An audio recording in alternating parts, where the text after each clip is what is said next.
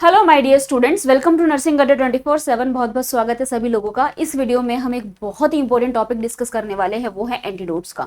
हर exam में antidote में से क्वेश्चन पूछा जाता है, चाहे वो नॉर्सिट हो, एसजीपीजीआई हो, आरआरबी हो, कोई भी एग्जाम हो, एंटीडोट्स में से क्वेश्चंस काफी ज्यादा आते हैं एग्जाम्स के अंदर।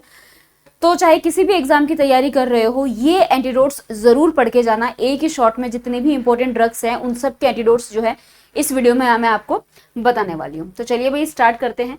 तो सबसे पहले तो जो एंटीडोट है वो एक ग्रीक वर्ड है, ठीक है। एक एंटीडोट होते क्या है, ये वो केमिकल सब्सटेंसेस होते हैं जो कोई चीज आपने दी है उसको काउंटरैक्ट करने के लिए दिए जाते हैं। कि कोई केमिकल सब्सटेंस आपने दिया है, उसका ओवरडोज हो गया है, बॉडी में वो चीज ज्यादा हो गई है, उसको कम करने के लिए हम जो केमिकल सब्सटेंस देते हैं उनको हम एंटीडोट्स बोलते हैं। जहां तक बात है ड्रग्स की, तो सबसे पहली ड्रग्स है भाई आपकी पैरासीटामोल, जो कि बहुत ही बेसिक ड्रग है पैरासीटामोल, जिसको हम एसिटामिनोफेन भी बोलते हैं। तो भाई पैरासीटामोल का एंटीडोट क्या रहता है, एन एसिटाइल सिस्टीन। ये पैरासीटामोल का एंटीडोट होता है। उसके बाद आपकी अगली ड्रग आती है मोर्फिन, जिसको हम ओपियोइड्स, ऑब्वियसली ओपियोइड्स के अंदर आती है। ओपियोइड्स का जो एंटीडोट होता है वो होता है नैलोक्सेन। अब एग्जाम में अगर मोर्फिन लिखा है तो भी नैलोक्सेन ही जाएगा, ओपियोइड्स लिखा है तो भी आपका जो एंटीडोट जाएगा वो जाएगा नैलोक्सोन। फिर आता है भाई हिपेरिन, ठीक है। हिपेरिन का एंटीडोट जो है वो होता है प्रोटामाइन सल्फेट। हिपेरिन का एंटीडोट होगा प्रोटामाइन सल्फेट। उसके बाद नेक्स्ट आता है आपके पास वारफरिन। तो वारफरिन का एंटीडोट होता है भाई आपका विटामिन के। This is the antidote for warfarin. Organophosphorus की अगर पॉइजनिंग, ये क्वेश्चन बहुत बार एग्जाम आता है, this is very very important, this is important, ये इंपॉर्टेंट है भाई। तो ऑर्गेनोफॉस्फोरस पॉइजनिंग अगर हो जाती है या मशरूम पॉइजनिंग हो जाती है तो उसका एंटीडोट जो होता है वो होता है एट्रोपिन। ये याद कर लेना, ये इंपॉर्टेंट है क्योंकि ऑर्गेनोफॉस्फोरस की पॉइजनिंग का कई बार एग्जाम में पूछा हुआ है। फिर आता है एट्रोपिन का एंटीडोट क्या होगा भाई, तो एट्रोपिन का होता है फाइसोस्टिग्मीन। एट्रोपिन जो ड्रग है उसका एंटीडोट होता है फाइसोस्टिग्मीन। फिर नेक्स्ट आता है आपके पास पोटेशियम। पोटेशियम अगर आपका पोटेशियम का ओवरडोज हो जाए तो एंटीडोट आपको जो देना है वो है सोडियम पॉलीस्टाइरीन सल्फोनेट। ये पोटेशियम के एंटीडोट के लिए अपन देते हैं। फिर मैग्नीशियम सल्फेट इंपॉर्टेंट ड्रग है, ठीक है, तो इसका एंटीडोट होता है कैल्शियम ग्लूकोनेट। मैग्नीशियम सल्फेट का एंटीडोट जो होगा वो होगा आपका कैल्शियम ग्लूकोनेट। फिर आता है आपके पास कार्बन मोनोऑक्साइड। कार्बन मोनोऑक्साइड का एंटीडोट होता है ऑक्सीजन, ठीक है। फिर आता है भाई नेक्स्ट आपके पास आयरन। अगर आयरन का ओवरडोज हो जाए, जैसे कि रिपीटेड ब्लड ट्रांसफ्यूजन करने से आयरन ओवरलोड होने का रिस्क रहता है, तो उसका एंटीडोट जाएगा आपका डी फेरोक्सामाइन। नेक्स्ट आता है आपके पास बेंजोडाइजिपाइंस, ठीक है, या डाइजिपैम, जो इसके अंदर ड्रग आती है बेंजोडाइजिपाइन के अंदर, तो इसका एंटीडोट जाएगा आपका फ्लूमाजेनिल। बेंजोडाइजिपाइन कैटेगरी की जितनी भी ड्रग है उनका जो एंटीडोट जाएगा वो जाएगा फ्लूमाजेनिल। फिर आता है मिथेनॉल। मिथेनॉल का एंटीडोट होगा आपके पास, या तो इथेनॉल भी कर सकते हो आप, अगर इथेनॉल ऑप्शन में नहीं है तो फॉर्मिपिजोल। फॉर्मिपिजोल, मिथेनॉल में आप इथेनॉल भी कर सकते हो, फॉर्मिपिजोल भी कर सकते हो। फिर नेक्स्ट आता है आपके पास digoxin. This is also a very very important drug और इसका एंटीडोट जाता है आपका डिजीमाइंड। डिजॉक्सिन का एंटीडोट जाएगा डिजीबाइंड। फिर आती है नेक्स्ट आपका आयोडीन। आयोडीन का एंटीडोट जाएगा सोडियम थायोसल्फेट। ये भी इंपॉर्टेंट है, इसको भी याद रखना। फिर आता है आपके पास साइनाइड। तो साइनाइड का एंटीडोट होता है सोडियम नाइट्रेट या फिर सोडियम थायोसल्फेट भी बोल सकते हैं। सोडियम नाइट्रेट भी दे सकते हैं, सोडियम थायोसल्फेट भी दे सकते हैं साइनाइड के लिए। फिर नेक्स्ट आता है आपके पास नाइट्रेट। तो भाई नाइट्रेट का एंटीडोट जो है वो क्या रहेगा, तो नाइट्रेट का है मिथाइलिन ब्लू, ये नाइट्रेट का एंटीडोट है। फिर आता है आपके पास आर्सेनिक। आर्सेनिक का एंटीडोट क्या रहने वाला है, तो डीमर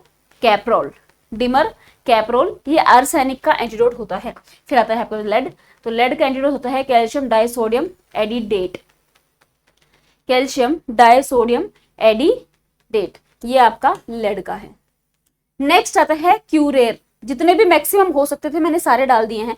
तो क्यूरेर का जाएगा आपका नियोस्टिग्मिन। एस्पिरिन का होता है आपका एल्कलाइन डाइयूरेसिस, ठीक है, या हम बोलते हैं फ्यूरासामाइड प्लस विटामिन के प्लस NaHCO3। फ्यूरासामाइड प्लस विटामिन के प्लस NaHCO3, ये एंटीडोट हमें एस्पिरिन के अंदर देना होता है। फिर आता है इंसुलिन। अगर इंसुलिन का ओवरडोज हो जाए तो आप 5% एक्सट्रोज दे सकते हो, अगर इंसुलिन का ओवरडोज हो जाए।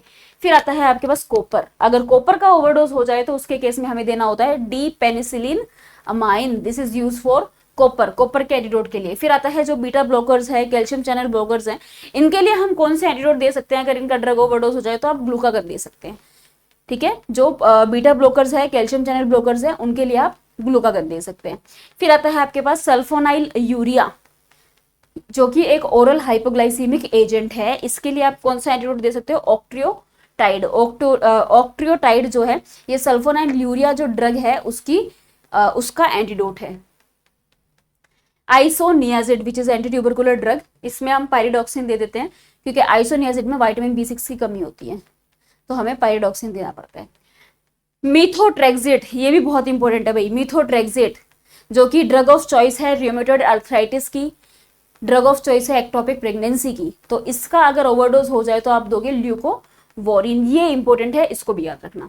थियोफाइलिन अगर ओवरडोज हो जाए तो बीटा ब्लॉकर दे देते हैं। उसके बाद आपके पास आता है कैफीन। कैफीन का एंटीडोट जो होगा वो होगा इस्मोलोल। अगर कैफीन का ओवरडोज हो जाए तो हम जो एंटीडोट देते हैं वो होता है हमारा इस्मोलोल। फ्लोराइड का अगर इंजेक्शन कर लिया जाए तो हमारा जो एंटीडोट रहेगा वो रहेगा कैल्शियम क्लोराइड या कैल्शियम ग्लूकोनेट, दोनों दे सकते हैं, ठीक है। अकॉर्डिंग टू ऑप्शन आप आंसर कर सकते हैं। और लास्ट में आता है आपके पास एक्स्ट्रा पिरामिडल सिम्टम्स। तो जो एक्स्ट्रा पिरामिडल सिम्टम्स आते हैं उनके लिए हमें देना होता है, जो एंटीडोट देना होता है वो होता है डाइफेनहाइड्रामाइन, जिसको आप बेंड्रिल भी बोलते हैं, डाइफेनहाइड्रामाइन।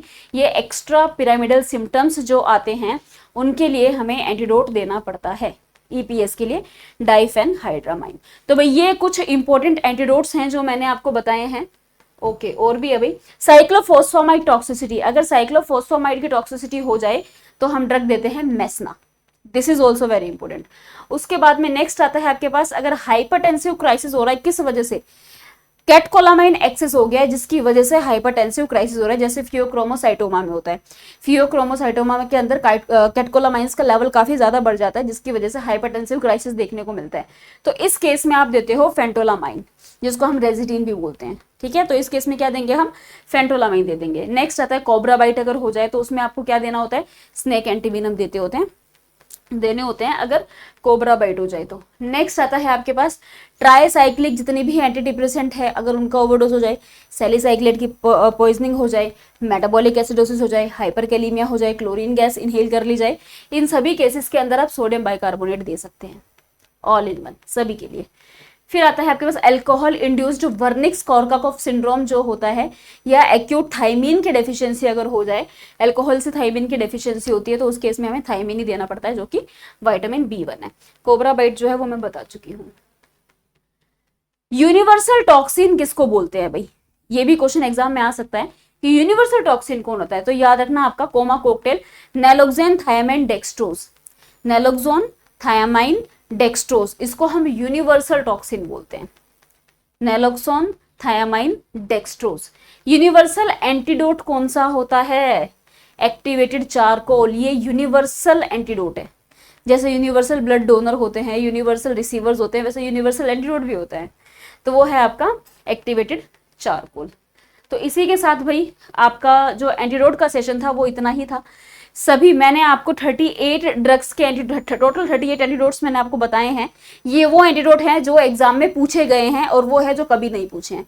जो पूछे गए हैं वो तो खैर आपको करना ही है, लेकिन हो सकता है कि जो इनमें से अभी तक नहीं पूछे वो आगे वाले एग्जाम में पूछ लिए जाए। चाहे आप किसी भी एग्जाम की तैयारी कर रहे हो, ये सारे एंटीडोट जरूर पढ़ के जाना, ये सारे के सारे बहुत ही ज्यादा इंपॉर्टेंट है। तो ये सारे एंटीडोट्स जो है वो आपको पढ़ के जाने हैं।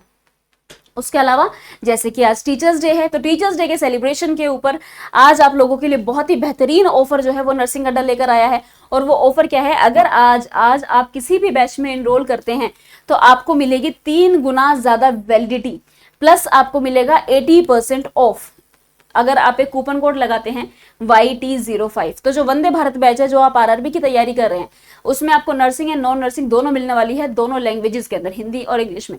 तो आप इस बैच में एनरोल कर सकते हैं। उसके अलावा जो बिहार ANM की तैयारी कर रहे हैं, जो कि 5006 वैकेंसी निकली हुई है, उनके लिए भी सेम ऑफर है भाई। हम लोगों का आशीर्वाद आप लोगों के साथ है ताकि आप अपने सफलता के रास्ते पर चलते रहें। तो आप इस बैच में एनरोल कर सकते हैं। उसके बाद आपके पास आता है नर्सिंग महापैक। अगर मोर देन 1 एग्जाम की तैयारी कर रहे हैं और ऐसा है भाई 1 टाइम इन्वेस्टमेंट करनी है, तो उसके लिए बेहतरीन है नर्सिंग महापैक, आप इसमें एनरोल कर सकते हैं। एनरोल कैसे करना है उसके लिए मैं आपको बता देती हूँ भाई। तो उसके लिए भाई आपको जाना है सबसे पहले गूगल पे और आपको लिखना है अड्डा 24/7। सबसे ऊपर वाली वेबसाइट पे क्लिक कर देना, ऑल कोर्सेज पर जाना है और इधर नीचे नर्सिंग पे जाना है। यहाँ पे सारे बैचेस आ जाएंगे जिसमें भी एनरोल करना है। जैसे आरआरबी पे इनरोल करना है तो आरआरबी कर सकते हो, नर्सिंग महापैक में भी यहाँ पे शो हो जाएगा। जो आपका बीएफ यूएचएस की जो वैकेंसी निकली हुई है उस पर भी अभी सेम ऑफर चल रहा है, तो जिसमें भी इनरोल करना है उस पर क्लिक कर देना।